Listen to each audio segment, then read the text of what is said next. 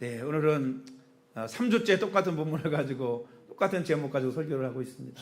성령으로 살면 성령으로 행할지니, 오늘 세 번째 우리 마지막 시간입니다. 성령으로 산다라고 하는 말은 성령으로 거듭났기 때문에 성령으로 새로 태어났다, 이런 뜻이거든요. 그래서 성령으로 새로 태어난 사람은 성령으로 태어나기 이전의 삶으로 살아가는 것이 아니라 태어난 이후의 삶을 살아야 된다라고 말씀해 주고 있는 것입니다. 성령으로 다시 태어난 사람은 그래서 어떻게 살아야 되느냐? 육신대로 사는 것이 아니고 성령으로 살아야 되는 거예요. 성령과 발맞춰 살아야 되고 성령의 뜻의 인도를 따라 살아가야 될 줄로 믿습니다.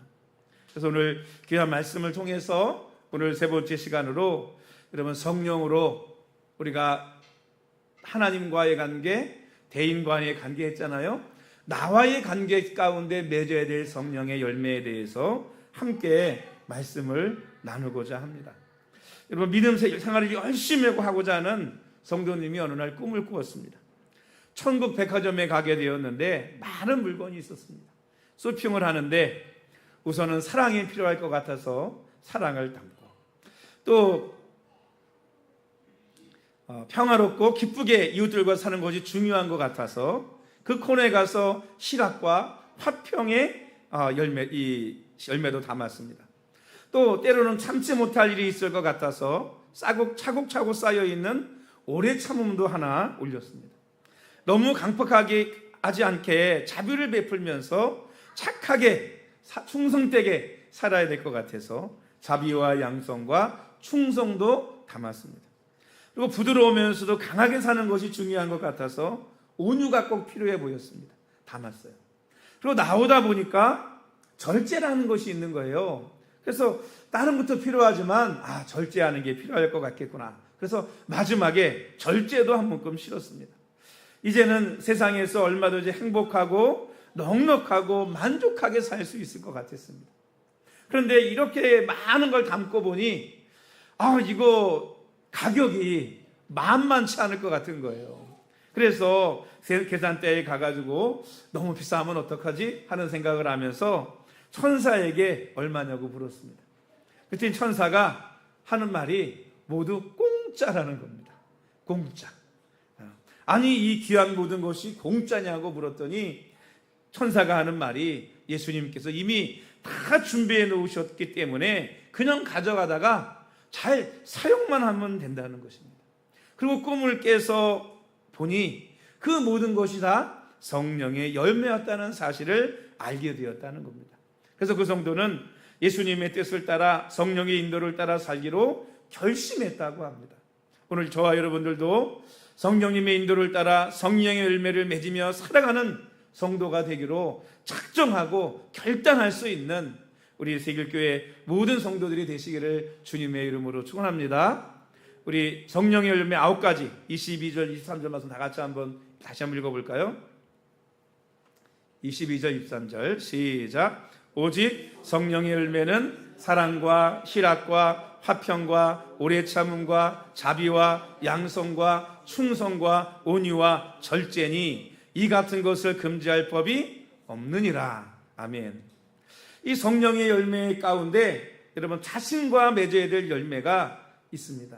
그게 바로 뭐냐 하면 충성과 온유와 절제 열매입니다. 우리 첫 시간에 하나님과 함께 맺어야 될 열매가 사랑과 희락과 화평이라고 그랬잖아요.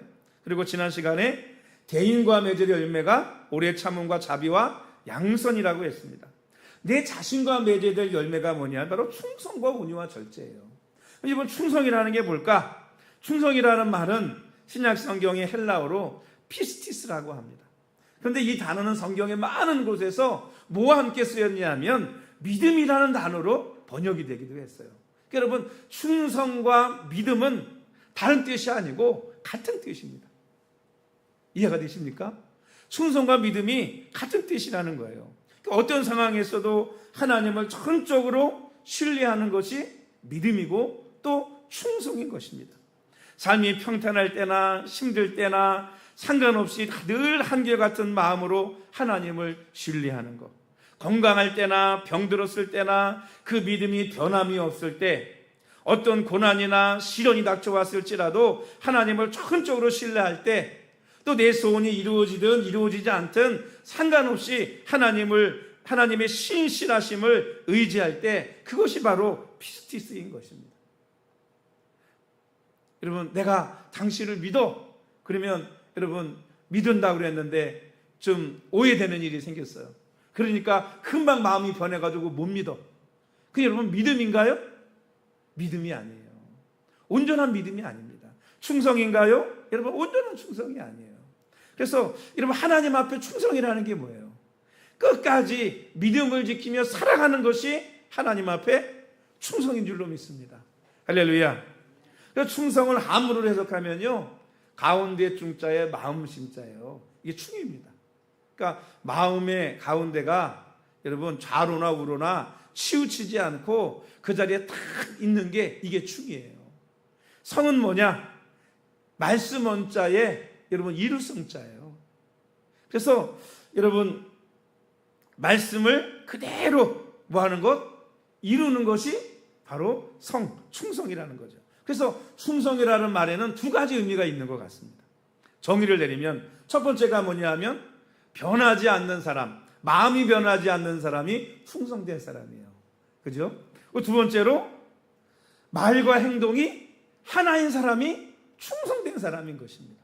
그러니까 겉다르고 속다른 사람은 결코 충성된 사람이라고 볼 수 없고요. 마음이 늘 이랬다가 저랬다 하는 사람도 여러분 충성된 사람이라고 볼 수가 없습니다. 한번 하나님을 내가 믿겠다, 섬기겠다 결정을 했으면 여러분 끝까지 어떤 일이 있든지 간에 그 믿음과 신앙의 삶을 변치 않는 것이 바로 충성인 줄로 믿습니다. 어때요 여러분? 충성이라는 열매 가지고 있으신가요? 여러분, 하나님 앞에 변함없는 성도가 되기를 주의 이름으로 축원합니다. 여러분, 하나님이 찾으시는 사람, 하나님이 기뻐하시는 사람, 하나님이 축복하시는 사람은요 어떤 사람인 줄 아세요? 충성스러운 사람이에요. 변하지 않고 말과 행동이 늘 같은 사람, 하나님이 그런 사람을 택하시고 그런 사람을 축복해 주시는 줄로 믿습니다. 여러분, 저와 여러분들이 모두 하나님 앞에 충성된 일꾼이 되기를 주님의 이름으로 축원합니다. 그래서 하나님은 뭘 보신다 그래요? 사람은 외모를 보거니와 하나님은 중심을 보시느니라. 여러분, 중심을 붙여놓으면 뭐가 돼요? 충자가 되는 거예요. 충자. 바꿔 얘기하면 하나님은 그 마음의 충성됨을 보시는 분이 하나님이시라는 것입니다. 여러분, 하나님께서 저와 여러분의 마음 가운데 충성됨을 보실 수 있도록 그 충성된 마음을 갖는 저와 여러분이 되기를 주의 이름으로 축원합니다. 성경에 보면요, 최초로 가장 큰 복을 받은 사람 중에 한 사람이 아브라함입니다. 여러분, 아브라함을 하나님이 택하시고 얼마나 큰 복을 주셨는지 여러분 아시죠? 축복의 근원이 되게 해주셨어요. 그죠? 그를 택하셔서 많은 민족의 조상이 되게 하셨습니다. 아니, 그 시대에 여러분 아브라함만 있었겠어요? 얼마나 많은 사람들이 있는데 왜 하나님께서 특별히 아브라함을 택하셔서 부르시고 그와 언약을 맺으시고 그를 믿음의 조상을 삼으시고 그로 말미암아 가나안 땅을 주시겠다고 약속하셨을까요? 이유가 있을 거 아니겠어요? 이유가. 그 이유가 느헤미야 9장 7절 8절에 기록되어 있습니다. 주는 하나님이 여호와시라. 옛적에 아브라함을 택하시고 갈대아 우르에서 인도하여 내시고 아브라함이라는 이름을 주시고 그의 마음이 주 앞에서 충성됨을 보시고 그와 언약을 세우사 가나안 족속과 헷 족속과 아모리 족속과 브리스 족속과 여부스 족속과 기르가스 족속의 땅을 그 씨에게 주리라 하시더니 그 말씀대로 이루셨사오니 주는 의로우심 이로소이다. 하나님이 여러분 아브라함을 왜 택하시고 부르셔서 아브라함이라는 이름을 주시고 그와 언약을 맺으셔서 가나안 땅을 그 씨에게 주신다고 말씀하셨어요? 그 마음에 뭘 보셨어요? 주 앞에서 충성됨을 보시고. 여러분, 하나님은 우리 마음에 충성됨을 보시는 분이 바로 하나님이신 줄로 믿습니다. 그 여러분, 하나님 앞에 변함없는 충성된 마음 가지시기를 주의 이름으로 축원합니다. 충성이 뭐라고요? 어떤 사람이 충성된 사람이라고요? 한마디로 말하면 변하지 않는 사람, 따라합시다. 변하지 않는 사람이 되자. 변하지 않는 사람이 돼야 됩니다. 여러분, 물질 많이 생겼다고 사람이 바뀌고, 좋은 차 좀 탄다고 사람이 바뀌고, 뭐 직위가 올라갔다고 사람이 바뀌고, 여러분, 이거는요 충성된 게 아니에요. 어느 자리에 어떤 것을 가지고 있든지 무엇을 가지고 있든지 간에 늘 그 마음이 하나님 앞에서 변함없는 것이 충성인 것입니다. 그래서 하나님도 그런 사람을 찾으시고 저도 그런 사람이 좋더라고요. 그런 사람은 늘 뭐 할 수 있느냐? 신뢰할 수 있고 믿을 수 있는 사람이에요. 늘 여러분, 믿을 수 없는 사람이 어떤 사람입니까? 늘 변덕을 부리는 사람은 믿을 수가 없어요. 여러분, 변덕 부리는 사람이 아니고 하나님께서 믿을 수 있는 충성된 일꾼들이 되기를 주의 이름으로 축원합니다. 여러분, 아브라함 다음으로 성경에 많이 거론되는 축복을 받은 사람이 있습니다. 그게 누구죠? 다윗이라는 사람이에요. 다윗이 여러분 어떤 사람입니까? 양치기 목동에서 이스라엘의 2대 왕이 됐을 뿐만 아니라 최초의 통일 왕국을 이루었고 그 마음이 하나님의 마음에 합당했던 인물이 바로 다윗입니다. 근데 다윗은 어떤 사람인 줄 아세요? 여러분, 충성된 사람이었습니다. 그래서 처음에 어렸을 때 뭐 했어요? 하나님 왜 다윗을 택하셨습니까? 형들은 다 집에서 놀고 있는데 이 막내가 들에 나가가지고요 사자와 곰과 싸우면서 몇 마리 되지는 않는 양떼들을요 충성되게 지키고 목양하는 거예요. 하나님이 그것을 보시고 다윗을 부르셨어요. 누가복음 16장 10절에 지극히 작은 것에 충성된 자는 큰 것에도 충성되고 지극히 작은 것에 불의한 자는 큰 것에도 불의하니라 그랬지 않습니까? 그 작은 것에 충성하는 모습을 보시고 하나님이 그를 택하시고 부르셨다고요. 그리고 왕이 되게 하셨단 말이에요. 여러분, 그가 얼마나 충성된 사람인지를 보면 여러분, 처음에 다윗이 그냥 왕이 된 게 아니잖아요. 사울의 신하가 됐습니다. 그죠? 사울의 신하가 됐어요. 그런데 사울이 다윗이 다음 왕이 될 줄 알고 자기 아들 요나단에게 왕위를 물려주려고요 다윗을 죽이려고 했습니다. 그래서 다윗의 마음은 한 번도 사울을 향하여 반역된 마음을 품은 적이 없어요. 심지어 죽을 기회가 와도 뭐 했어요? 죽이지 않았어요. 죽이지 않았습니다. 오히려 그래서 사울이 다윗에게 사과하고 부끄러움을 느꼈습니다. 여러분, 그런 다윗을 하나님께서 축복해 주셨는 줄로 믿습니다. 오늘 저와 여러분들도요 하나님 앞에 여러분, 하나님은 우리의 마음의 중심을 보세요. 바꿔 얘기하면 우리 마음의 충성됨을 보십니다. 하나님 앞에 우리의 마음이 자꾸 변하는지, 하나님 앞에 심지가 견고해가지고 하나님 앞에 마음먹은 마음 끝까지 붙들고 믿음으로 가는지, 하나님은 그 마음의 중심을, 충성됨을 보시는 하나님이신 줄로 믿습니다. 오늘 저와 여러분의 마음 가운데 충성의 열매가 맺어지기를 주님의 이름으로 축복합니다. 할렐루야. 두 번째는 온유의 열매입니다. 마태복음 11장 29절에 보면 나는 마음이 온유하고 겸손하니 나의 멍에를 메고 내게 배우라. 그리하면 쉼을 얻으리라. 이렇게 말했어요. 여러분, 온유라는 게 뭘까요? 히브리어로 아나부라고 합니다.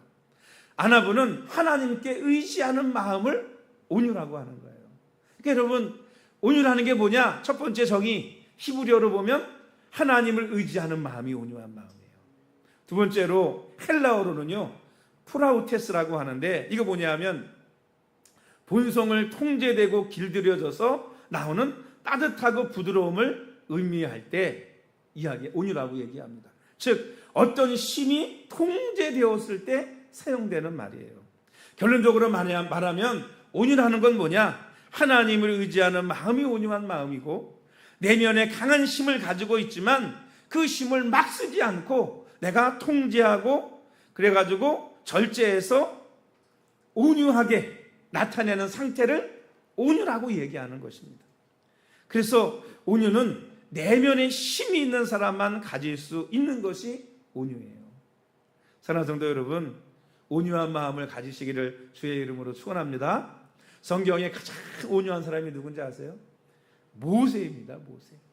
민수기 12장 3절에 보면 이 사람 모세는 온유함이 지면에 있는 모든 사람보다 더하더라, 이렇게 말하고 있습니다. 그래서 모세는 백성의 끊임없는 불평과 반영 속에서도 자신의 권리를 주장하기보다 하나님께 맡기고 중보했습니다. 금송아지 사건 때도 하나님께 백성을 멸하지 말아달라고 간구하면서 자기의 생명을 대신 내놓을 각오를 하는 모습을 보게 됩니다. 여러분, 이런 모세의 모습이 약자의 모습인가요? 강한 사람의 모습인가요? 어떤 사람의 모습이에요? 담대하고 강한 사람의 모습이죠. 여러분, 이게 온유입니다. 여러분, 온유는 약하고 물러터진 게 온유가 아니에요. 그거는 힘이 없는 것이. 온유는 뭐냐? 내 안에 진정한 강함이 있고 내게 힘이 있는 거예요. 그렇지만 온유한 자만이 뭐 할 수 있느냐? 그 힘을 억제하고 내 힘을 내 힘대로 막 남용하지 아니하고 뭐 할 수 있어요? 참고 친절하게 온유하게 또는 그런 사람을 용서할 수 있는 사람이 되는 것이 바로 온유인 것입니다. 그래서 모세는 자신을 향해 돌을 던지는 백성들을 향해서 용서하고 중보했습니다. 다윗은 자신의 원수들에게 대해서 보복하지 않고 절제했습니다. 예수님께서는 십자가에서 자신을 모욕하는 자들을 향하여 죄사함을 위해 중보하셨습니다. 스데반 집사님도 그랬죠. 저들이 하는 것을 죄를 저들이 알지 못한다고 그들을 위해서 중보했습니다. 이것이 바로 뭐냐? 온유라는 거예요. 그러니까 여러분, 온유라는 게 힘이 없는 사람이 어쩔 수 없이 힘이 없으니까 친절하게 대하는 거, 그거 온유 아니에요. 힘이 있지만, 그 힘을 가지고 있지만 그럼에도 불구하고 친절하고 온유하게 대하는 것일 수 있는 것이 진정한 온유라는 것입니다. 여러분, 이런 이야기가 있습니다. 임종을 앞둔 스승이 제자를 불러가지고 자신의 입을 보여주며 물었습니다. 내 입 안에 무엇이 보이느냐? 그랬더니 제자가 대답하기를 혀가 보입니다. 이는 보이지 않느냐? 그랬더니 안 보입니다 라고 얘기하더라는 거예요. 왜냐하면 스승님은 치아가 다 빠져가지고 남아있는 치아가 없었습니다. 그랬더니 스승님께서 이렇게 말씀하시는 거예요. 절대 혈기를 부리지 말고 온유한 성품으로 살아라. 그래야 세상을 이길 수 있다. 치아는 단단하지만 다 빠졌다. 혀는 부드럽지만 지금까지 남아있지 않느냐, 이렇게 말하더라는 거예요. 여러분, 노래를 부를 때에도요, 목에 힘이 들어가면 노래를 못 부릅니다. 제대로 소리가 안 나와요. 목에 힘을 빼야 소리가 나오는 거예요.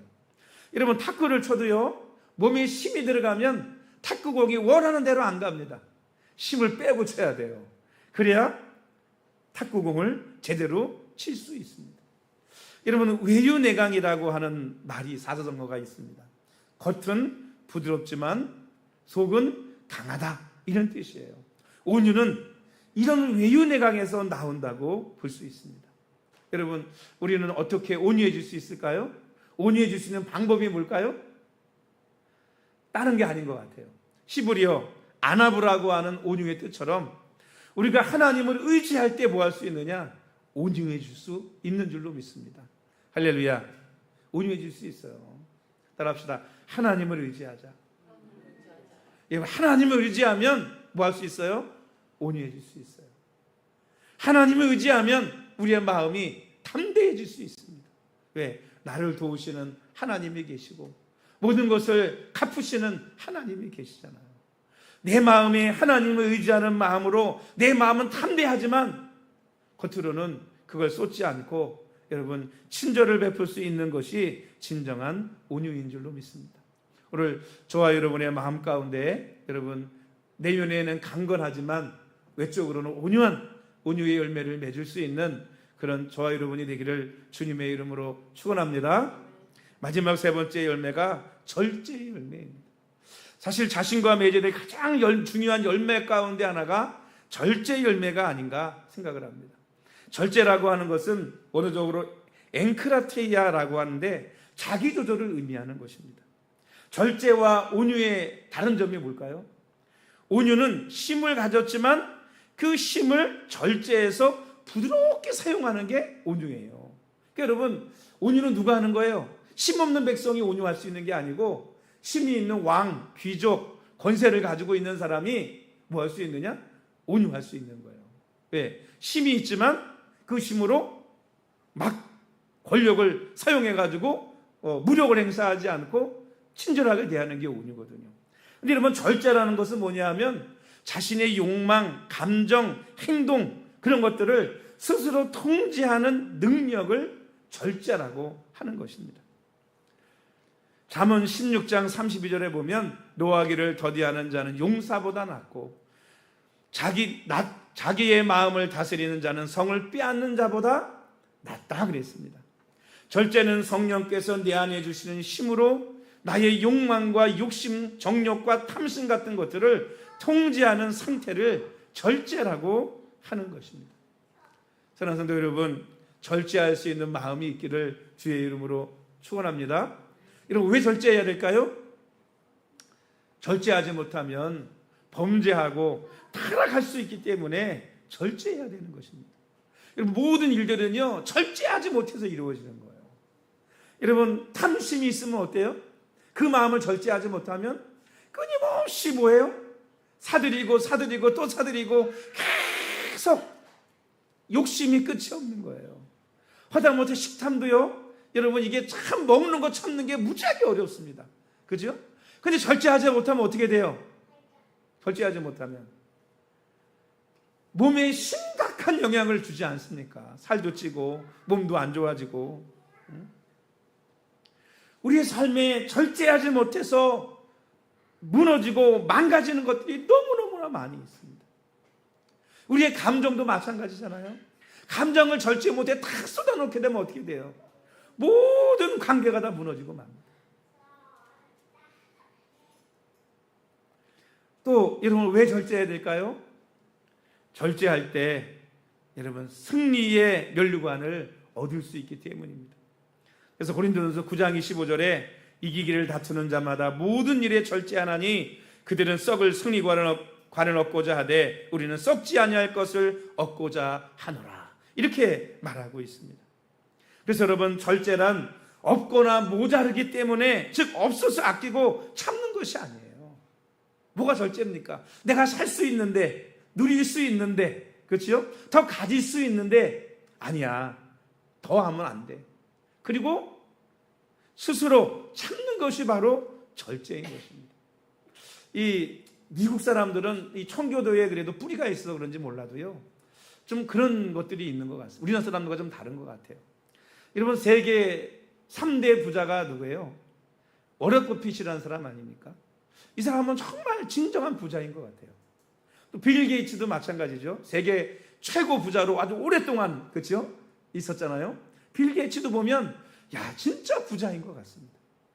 그런데 여러분, 이 워런 버핏 같은 사람만 봐도요, 세계 세 번째 부자예요. 돈이 얼마나 많겠습니까? 이 사람은 투자의 귀재입니다. 주식이나 많은 투자하는 것들이 많거든요. 하루에도요, 돈이 뭐 수천억이 올랐다가 내려가기도 해요. 자기 재산이 그러니까 매일같이 얼마인지 계산조차 하지 못합니다. 왜? 계속 재산이 뭐예요? 투자한 게 불어나잖아요. 불어나. 그런데 이렇게 부자가, 이렇게 큰 갑부가 여러분, 흥청망청 소비하지 않습니다. 자기가 직장 다닐 때 산 집, 그 집에서 지금도 살고요. 차도, 운전도 자기가 하고 다니면서 여러분, 동네 아저씨 할아버지처럼 동네 가게에서 햄버거를 사 먹고 그리고 다녀요. 이 사람 한번 만나려면 줄 서야 돼. 그것도 뭐 내고? 돈 내고 줄 서야 돼요. 왜? 좋은 정보로 투자하면 더 많은 수익을 얻기 때문에 여러분, 줄 서서 돈 싸들고 만나기를 원하는 사람이 이 사람이에요. 근데 그의 삶은요, 그렇게도 우리가 생각했던 것처럼 막 그렇게 살지 않습니다. 이게 절제인 거죠, 사실은요. 그리고 진정한 부자인 거예요. 얼마 전에 유퀴즈에 빌 게이츠가 나왔지 않습니까? 여러분, 오랫동안 세계 최고 부자였습니다. 그런데 여러분, 그 부자가 그 많은 돈을 자기들에게는 조금만 물려주고, 워런 버핏도 마찬가지입니다. 자신의 대부분의 모든 재산을 빌 게이츠 재단에 기증했어요. 그 많은 돈을. 우리나라 사람 같은 거 어때요? 어떻게든지 간에 세금 덜 내고 자식에게 물려줄까, 이 고민만 하잖아요. 그런데 자식들에게는 필요한 만큼만 조금 물려주고 다 빌 게이츠 재단에 기부했어요. 빌 게이츠는 재단을 세워가지고 그 재단에서 가지고 뭐 하는 일을 하느냐? 자기 재산 늘리는 일을 하는 것이 아니고 정말 빈민 아프리카 질병으로 죽어가는 사람들 때문에 그들의 병을 치료하기 위해서 뭐냐면 의료 사업을 하고 있어요. 구제 사업을 하고 있어요.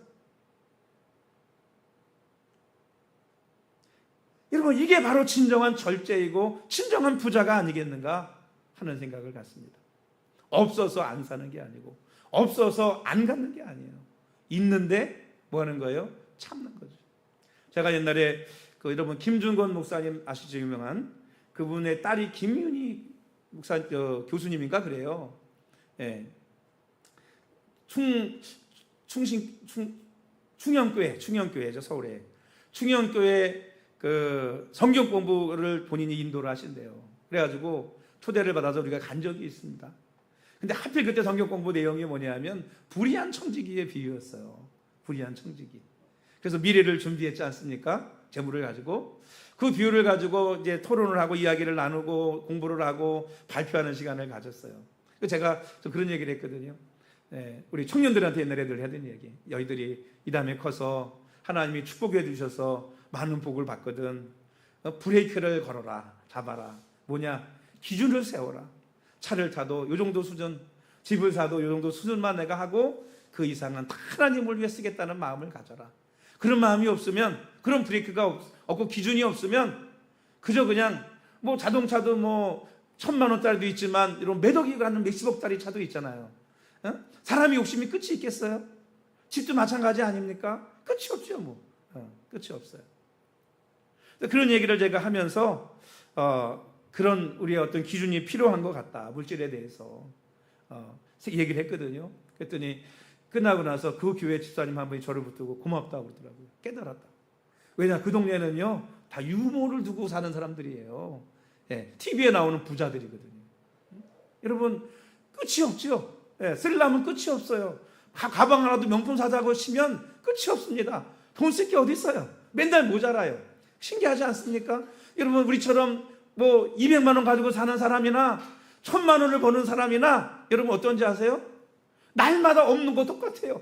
1,000만 원을 보면 우리 같으면 맨날 남고 저축을 해야 되는데 맨날 어렵대. 그렇죠? 그렇지 않습니까? 아니 200만 원 가지고 사는데 1,000만 원 가지고 왜 모자르지? 우린 이해가 안 되잖아요. 근데 거기 가면 또 뭘 사요? 지금 우리는 200만 원 가지고 살면 쉽게 얘기해서 가방을 하나 사도 10만 원짜리 사. 1,000만 원 벌면 가방을 얼마짜리 살까요? 몇백만 원짜리 사죠. 그러니까 늘 돈이 부족한 거예요. 이게 여러분 무슨 얘기인지 아십니까? 그러니까 여러분 뭐가 필요하느냐? 절제가 필요해요. 절제가 필요한 겁니다. 여러분, 예수님께서 광야에서 마귀에게 시험을 받으셨어요. 한마디 말씀에 마귀를 물리치고 쫓아낼 수도 있습니다. 멸하실 수도 있을 거예요.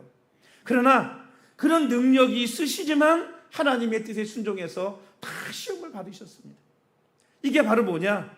절제인 거예요. 절제. 하나님의 뜻을 이루게 하는 절제. 오늘 여러분, 저와 여러분에게도 이런 절제의 열매가 필요한 줄로 믿습니다. 옛날에 서울의 어떤 교회에 집사님 얘기를 듣고 제가 감동을 받은 적이 있어요.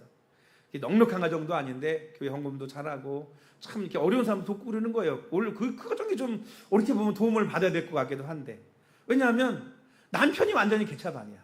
네, 술만 먹고 그냥 이 집사님은 어떻게 그렇게 만났는지 모르겠어요. 술로 먹으면 개판인 사람이고, 남자는 이 여자 집사님은 여러분 은행장 출신이야. 은행장이니까 뭐 은행이 굉장히 높은 출신이에요. 어떻게 그렇게 만났는지 모르겠어요. 그러니까 굉장히 옛날에는 부유했는데 지금은 어렵게 사는 거예요. 그런데 자녀들을 가르치고 교육하면서 그런다는 거예요.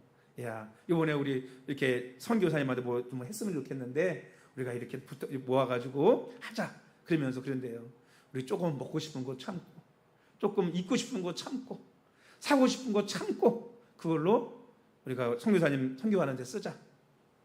여러분, 참으니까, 절제하니까 뭐 할 수 있는 거예요?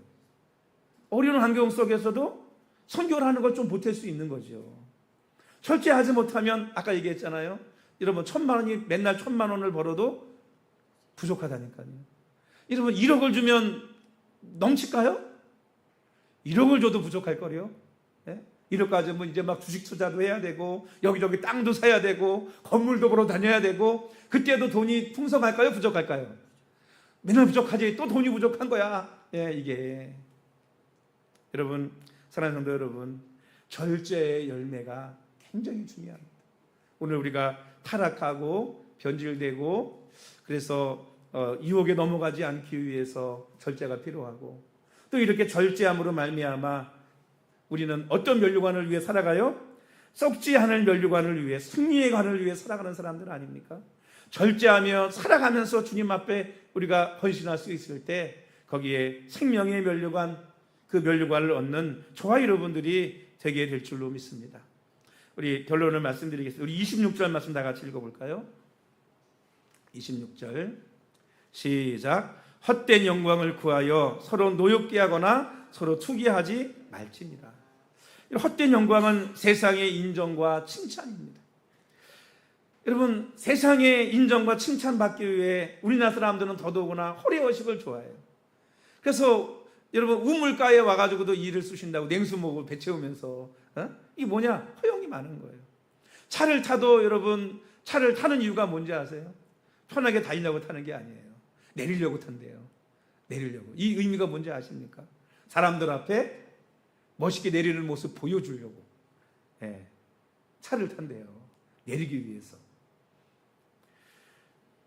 세상의 인정과 칭찬을 위해서 살아가는 것은 육신의 일입니다. 육신의 일. 서로 노엽게 한다는 것은 경쟁심과 비교심리로 인해 생기는 것입니다. 서로 노엽게 하지 말래요. 경쟁하지 마세요. 비교하지 마세요. 저 사람은 저 사람이고 나는 나요. 그렇지 않습니까? 나로서의 존귀함과 나로서의 값어치가 있는 것이지, 내가 왜 저 사람의 짝퉁이 되려고 합니까? 여러분, 다른 사람의 짝퉁이 되지 마시기 바랍니다. 서로 투기하지 말라고 했습니다. 다른 사람의 형통을 보고 시기하고 질투하지 말라는 것입니다. 이런 것이 다 육체의 소유이고 육체의 열매예요. 오늘 우리는 이런 것들을 예수 그리스도의 십자가에 함께 못 박아야 될 줄로 믿습니다. 우리는 육체의 일을 통해 멸망할 육체 열매를 맺는 사람이 아니라 성령으로 거듭나 새로운 생명을 얻었기 때문에 성령의 열매를 맺으며 살아가는 그런 하나님의 백성들이 되어야 될 줄로 믿습니다.